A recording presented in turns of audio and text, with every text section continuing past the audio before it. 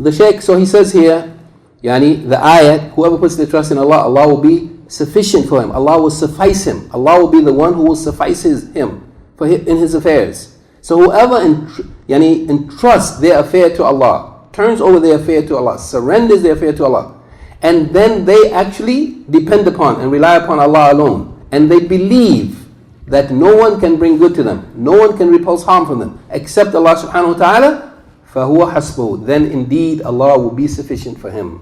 The person who does that, and who turns their affair to Allah, and then doesn't depend on anyone else, like knows that Allah is sufficient, and they believe that He's the only one who can bring good or repulse harm, then Allah will be sufficient for them.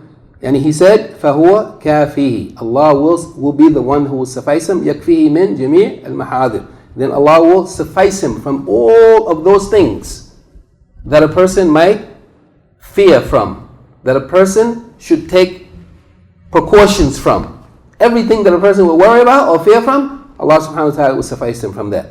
And then he says, لِأَنَّ الْجَزَاءَ مِنْ جِنْسِ الْعَمَلِ, and this is a qa'idah that we mentioned, that the scholars are always mentioning, and it's of those tremendous principles that it's important to understand, because it's extremely helpful, that the reason why Allah will suffice the person who puts their trust in Him alone, the reason why Allah will take care of all their affairs, is because al-jaza' min jins al-amal, because the reward for a person's deed is going to be of the same type as the deed that they done. The reward will be like the deed. If a person puts their trust in Allah totally, Allah will suffice them totally. The reward for the action is like the action. If a person is weak in their tawakkul on Allah, then the sufficiency of Allah will be weakened.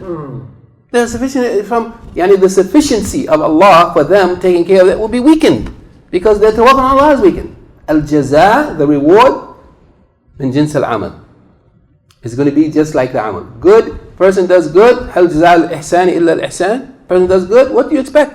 Accept good from Allah subhanahu wa ta'ala. Now, so here the point is what?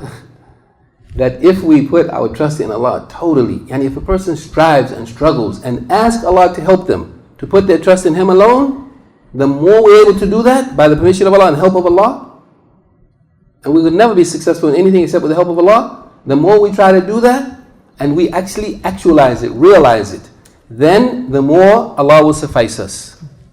Al-jaza' min jins al-amal. This is the promise of Allah. If you put your trust totally in Him, then He will take care of you.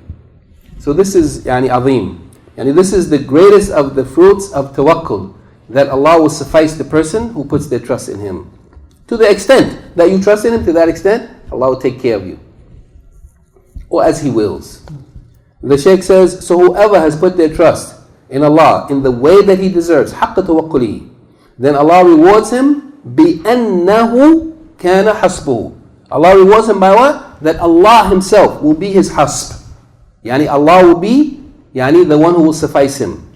Allah will be the one who will take charge of his affairs. Allah the Most High will take care of his affairs, and He will not entrust him or leave him to anyone else. Allah will not leave him to somebody else. Allah Himself will take care of him. So this is the greatest fruit of at-tawakkul.